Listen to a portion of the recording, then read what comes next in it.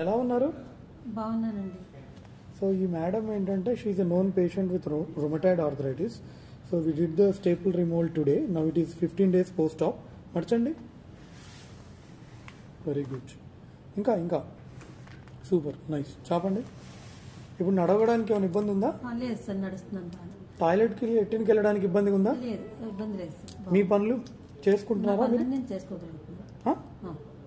ఏం ఇబ్బంది ఏం లేదు కదా? ఏమి ఇబ్బంది లేదు సార్.